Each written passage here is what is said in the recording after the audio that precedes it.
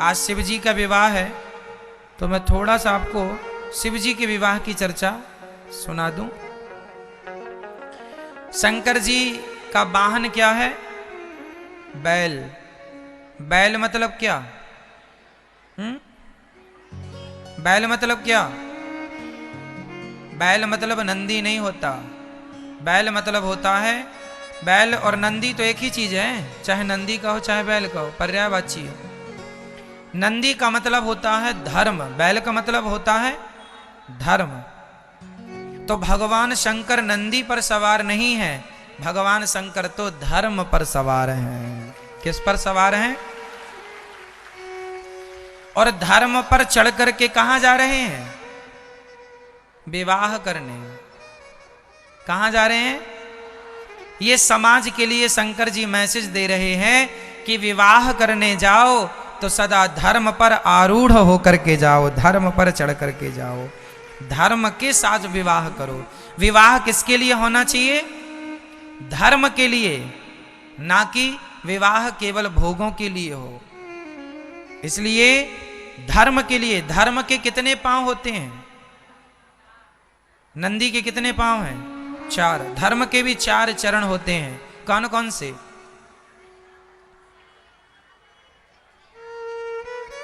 मैया बोलो मेरी मां। पहला क्या है? सत्य, दया, दान, तप। धर्म के कितने पांव? कौन कौन से? सत्य, दया। यदि मैं सत्य बोलता हूं तो मेरा एक पांव है धर्म का। यदि मैं दया भी करता हूं तो मेरे 2 पांव हैं धर्म के। और यदि मैं सत्य, दया, दान भी करता हूं तो मेरे 3 पांव हैं धर्म के। और तप, मैं तपस्वी हूं, ज्यादा से ज्यादा भगवान का चिंतन करता हूं, तो ये तपस्या मतलब आप सही में धर्म पर सवार हैं। यदि आपने 4 चीजों का पालन किया तो आप सच्चे धर्मात्मा हैं। आप केवल एक चीज करें तो आप पूर्ण धर्मात्मा नहीं माने जाएंगे। परिभाषाएं हैं ना भाई। एक अच्छा आदमी कौन है? जो जिसके दोनों कान भी हों, दोनों आंखें भी हों, चल भी अच्छे, दोनों पांव भी अच्छे हों। अब पांव अच्छे हों, आंख अच्छी हो, पर सुनाई ना पड़े तो लोग उसे काना कहते हैं। क्यों? सुनता नहीं है। इसलिए सुनाई भी बराबर पड़े, दिखाई भी बराबर पड़े और आप चल भी बराबर लें। उसी प्रकार धर्मात्मा वो है जो दया भी करे, सत्य भी बोले, दान भी करे और तप भी करे। जो 4 लक्षण जिसके अंदर होगा बस वो धर्मात्मा होगा। ये 4 चाहिए धर्मात्मा के लिए। धर्म के ये 4 चरण हैं, सत्य, दया, दान और शंकर जी चारों पर सवार हैं। शंकर जी सत्यवादी। हम लोग गाते हैं ना, सत्यम शिवम सुंदरम। तो सत्यम शिवम सुंदरम, सत्य ही शिव है। तो भगवान शंकर सत्यवादी हैं। शंकर जी चले हैं नंदी पर सवार होके, अर्थात धर्म पर सवार होके। अच्छा, नंदी पर चढ़ के चले तो, लेकिन नंदी पर उल्टा बैठे हैं शंकर जी। कैसे बैठे मेरी मां? मैया सुनो मेरी मां। नंदी पर शंकर जी कैसे बैठे हैं? उल्टे। उल्टे मतलब पूंछ की तरफ मुंह है और नंदी के मुंह की तरफ शंकर जी की पीठ है, उल्टा। किसी ने कहा शंकर जी अब बताओ कोई दुल्हा घोड़ी पर बैठे और उल्टा बैठ जाए तो लोग कहेंगे पागल है दुल्हा। शंकर जी उलट करके बैठे। किसी ने कहा भोलेनाथ जी आप नंदी पर उलट करके क्यों बैठे हैं? शंकर जी ने कहा अरे धर्म पर भी बैठे, धर्म करते हुए, धर्म का आचरण करते हुए भी यदि हम संसार से उलटे नहीं तो धर्म करने का फिर फायदा क्या? अरे धर्म करने का तो अर्थ ही यही है कि संसार से उलट जाना। उलट जाना मतलब संसार की तरफ मुंह ना करके भगवान की तरफ मुंह हो जाए। मैं दान पुण्य करता हूँ, मैं सत्य बोलता हूँ, मैं तप करता हूँ, और इतना कुछ करने के बाद भी मेरे अंदर भगवान के प्रति प्रेम ना जागा, मैं संसार से उल्टा ना हुआ, उलट के ना बैठा, संसार की तरफ ही देखता रहा, भोगों में ही लगा रहा, तो फिर मेरे धर्मात्मा होने का क्या फायदा। धर्मात्मा होने का तो फायदा है ही है ये कि आप संसार से उलट करके भगवान की तरफ मुंह करके बैठ जाएं, ये उलटना है।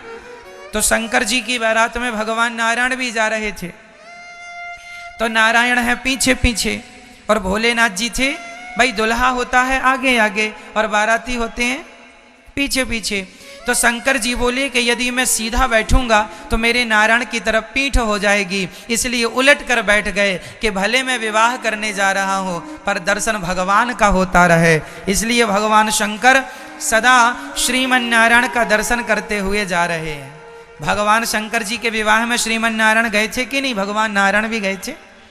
तो शंकर जी ने उलट के इसीलिए बैठे ताकि भगवान की तरफ पीठ ना हो। कई लोग ना भगवान की तरफ पीठ कर लेते हैं। मैया सो रही हो,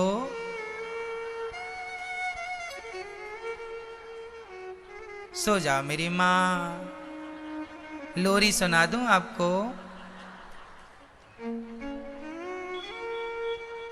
मैया ऐसे सो रही है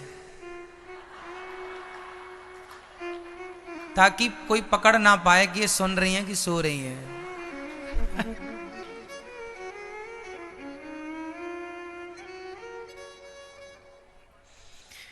तो शंकर जी नंदी के ऊपर उल्टे क्यों बैठे? ताकि भगवान की तरफ उनकी दृष्टि बनी रहे। कई लोगों को आपने देखा होगा, एक सज्जन भागवत जी में जब भजन होए तो वो नाच रहे थे। तो नाच रहे थे, पता है, वो आगे आए और नाचने लगे। और नाचे कैसे? आप लोगों की तरफ मुंह कर लिया और ऐसे ऐसे नाच रहे थे। तो हमने उनसे पूछा कि क्यों, ये किसके लिए नाच रहे हैं? बोले भगवान के लिए। हमने कहा भगवान की तरफ, भगवान के लिए नाचते तो मुंह भगवान की तरफ होता, पर तुम्हारा मुंह तो संसार की तरफ है। इसका मतलब तुम नाच रहे हो संसार के लोगों को दिखाने के लिए नाच रहे हो। यदि भगवान के लिए नाचते तो आपका मुंह भगवान की तरफ होता, आपकी पीठ संसार की तरफ होती, लेकिन आप संसार को दिखाने के लिए नाच रहे हैं, इसलिए आपका मुंह संसार की तरफ है। इसलिए कोशिश ये करनी है कि कभी किसी हाल में हमारी पीठ भगवान की तरफ ना हो। हमारी पीठ किसकी तरफ ना हो? सदा हमारा मुंह भगवान की ओर हो। इसलिए शंकर जी धर्म पर उल्टे बैठे। अब चले शंकर जी, भोले भंडारी की बारात जा रही है। शंकर जी ने सांपों की माला, सांपों का जूड़ा, सांपों को ही जूड़े पर बांध दिया, सांपों को ही शंकर जी ने कमर पे बांध लिया। शेर की छाल लपेटी, खाल, और उस पर सांप कस के बांध दिया। सांप, भगवान शंकर जी सांप क्यों धारण करते हैं? कोई बोले कि शंकर जी के गले में सर्प क्यों है? तो इसका उत्तर ये है कि भगवान कहते हैं कि हमें ये याद रखना चाहिए कि हमें एक दिन मरना है। सांप किसका रूप है? मृत्यु का प्रतीक है। सांप को काल कहते हैं। सर्प को क्या कहते हैं? सर्प को कहते हैं काल। काल ब्याल मुखग्रास त्रास निर्णा सहे तवे। तो काल को क्या कहा? सर्प को क्या कहा मेरी मां? शंकर जी ने, हम लोग काल से डरते हैं, मौत से डरते हैं, और शंकर जी तो मौत को गले पे लटकाए चलते हैं। शंकर जी से किसी ने कहा कि आपने गले पे सांपों को क्यों लटकाया है? बोले ये काल है। हमें हमेशा दो लोगों को याद रखना चाहिए, पहला भगवान को और दूसरा अपनी मृत्यु को। तो शंकर जी सदा सदा वसंतम हृदयार विंदे। शंकर जी के हृदय में सदा कौन बसता है? शंकर जी सदा सीताराम को मतलब श्रीमन नारायण को अपने हृदय में बसाते हैं। सदा उनके हृदय में कौन? सीताराम श्रीमन नारायण। श्रीमन नारायण शंकर जी के कहां बसते हैं? हृदयारविंदे। हृदय में कौन बसा है? भगवान सीताराम अर्थात श्रीमन नारायण। ऐसे शंकर जी कहते हैं कि हृदय में भगवान है, मैं उन्हें याद रखता हूं, और गले में मौत है, गले में काल है, मैं अपनी मौत को याद रखता हूं। ये याद रखता हूं कि हमें एक दिन मर जाना है, इसलिए हम सदा भगवान के चिंतन में लगे रहते हैं। ये दुनिया को मैसेज दे रहे हैं कि भगवान शंकर तो नित्य हैं, वो कभी मरते नहीं हैं, ठीक है, परंतु हमारे लिए मैसेज है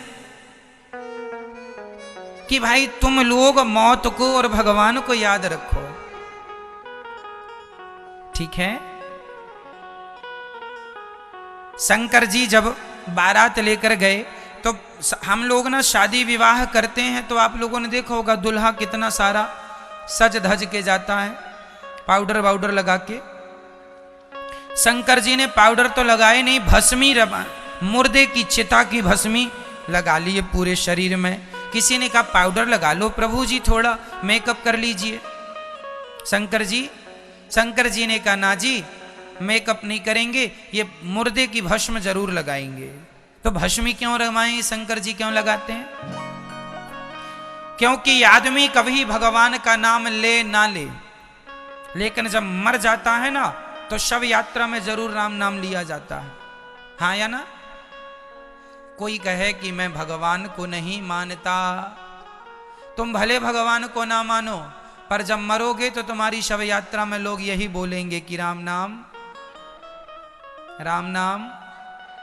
इसलिए राम नाम ही सत्य है। तो शंकर जी बोले कि सारी जिंदगी भले आदमी राम का नाम ना बोले, पर मुर्दे के कारण राम का नाम जरूर बोलता है। तो जिस मुर्दे के कारण लोग राम नाम बोलना सीख रहे हैं, मैं उस मुर्दे की भस्मी शरीर में जरूर रमाऊंगा, ताकि लोगों को ये प्रेरणा मिले कि राम नाम कितना जरूरी है जीवन में। तो शंकर जी तो पूरा श्रृंगार राम नाम का ही करते हैं। शंकर जी पूरा श्रृंगार किसके नाम का? राम नाम का। भस्मी इसलिए क्योंकि मुर्दे के संग राम नाम बोलने वाले लोग रहते हैं। कभी ना बोला हो किसी ने राम राम, कभी ना सुना हो किसी ने राम राम, लेकिन मुर्दे के संग चलेगा तो सुनने को मिल जाएगा। इसलिए राम नाम बोलना मुर्दे ने सिखाया, मुर्दे ने उनको सिखाया जो नास्तिक थे। इसलिए शंकर जी ने भस्मी रमाना शुरू की। अच्छा, शंकर जी की बारात में वो लोग भी गए जो कभी कहीं नहीं जाते, कोई अपनी बारात में लेकर नहीं जाता। चुड़ैलन भी गई,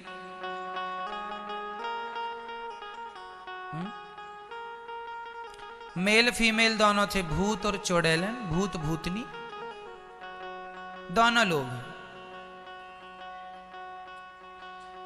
ये चुड़ैलन कौन बनता है मैया?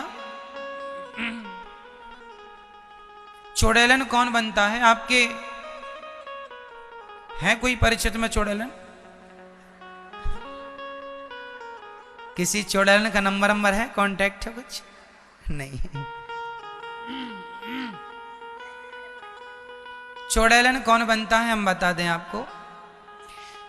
कई लोग कहते हैं महाराज जी भूत प्रेत थोड़ी होते हैं। अरे साहब होते हैं, लिखा है हनुमान चालीसा में कि भूत पिशाच निकट नहीं आवे, महावीर जब नाम सुनावे। तो भूत प्रेत होते हैं, तब तो लिखा है कि ये निकट नहीं आते। तो पुरुष मरता है तो भूत बनता, और महिलाएं मरती हैं तो चुड़ैलन। तो सारी माताएं महिलाएं नहीं।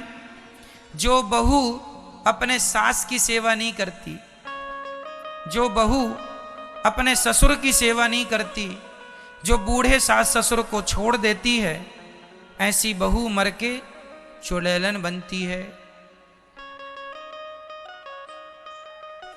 जो स्त्री अपने पति की सेवा ना करे बल्कि पति को मारे,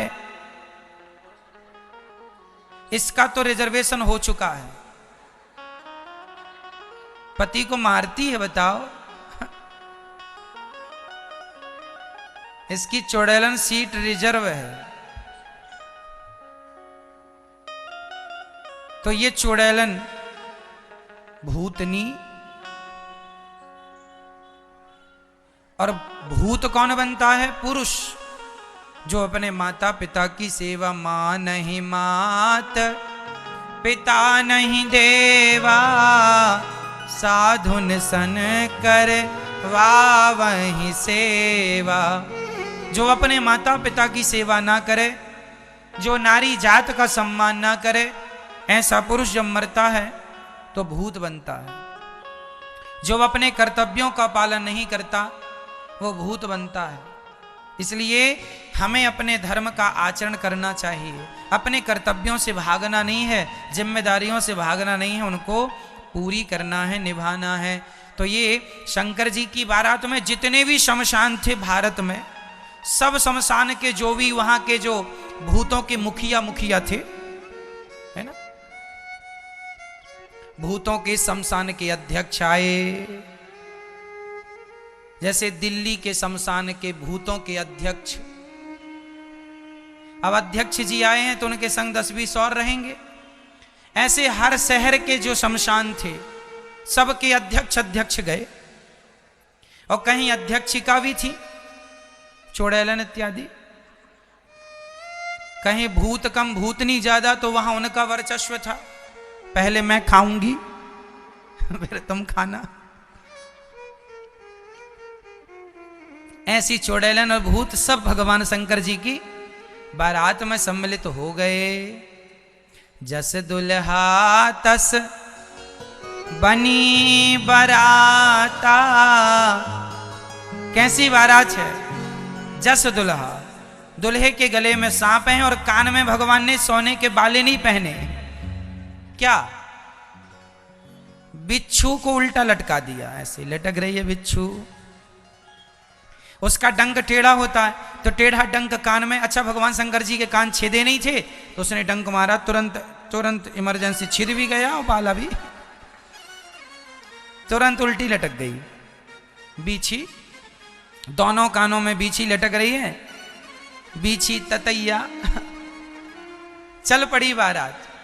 शंकर जी ने अपनी सारी जटाओं बालों को ऐसे घुमाया, ऐसे ऐसे बांधा, और यहां एक सांप बांध लिया, छोटा वाला, छोटा सा सांप, यहां बड़ा सा सांप। शेर की खाल भगवान ने पहन ली। शंकर जी ने कहा, यह शेर की खाल क्यों पहन ली? अरे शेर की खाल इसलिए पहन ली क्योंकि जंगल का राजा होता है शेर।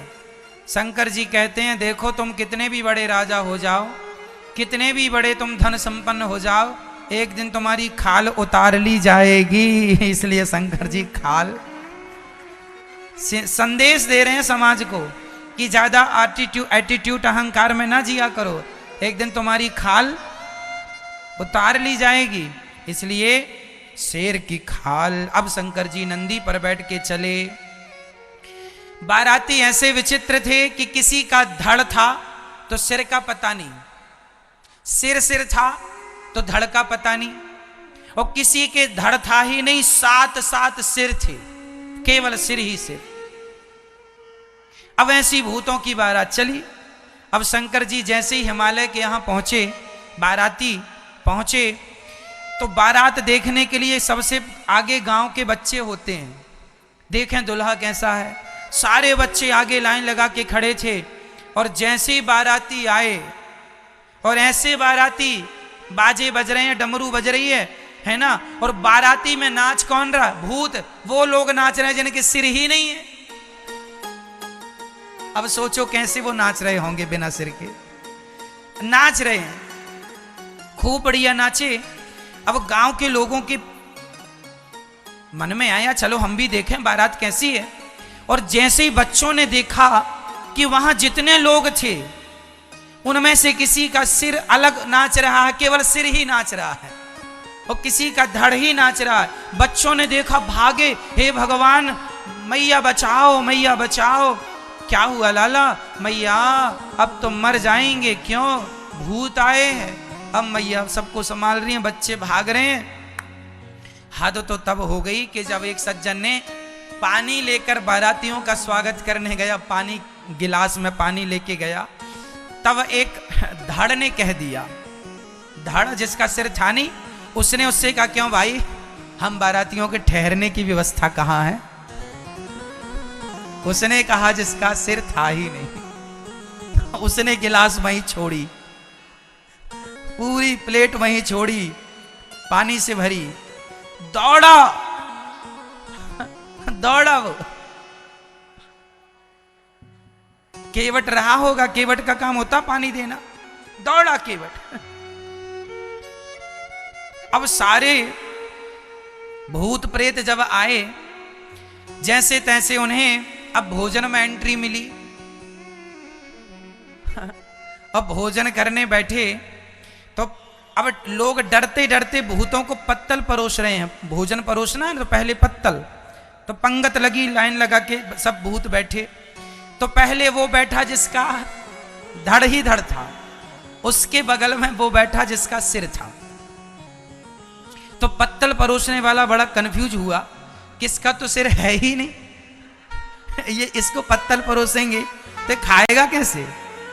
तो उसको पत्तल परोसा नहीं, और बिना पत्तल परोसे उसने सोचा कि इसका तो सिर ही सिर है, ये खाएगा तो जाएगा कहां? इसलिए दोनों को छोड़ के तीसरे के पास पहुंचा। तो भूत ने अर्थात धड़ ने उसका हाथ पकड़ लिया, खींचा। क्यों, अंधा हो गया है क्या? क्यों अंधा? अरे दिखता नहीं है, हम यहां बैठे, हमें पत्तल परोस। तो अच्छा चलो, डरते डरते उसने सबको एक लाइन से पत्तल परोसा। कुछ भूतों ने देखा कि रायतों के गंजे भरे पड़े हैं, रायता। तो भूतों ने, तो भूत रायतों के गंजे में नाक पकड़ पकड़ के डुबकी लगा रहे हैं, हर हर महादेव, हर हर रायतों के गंजों में डुबकियां लगा रहे हैं।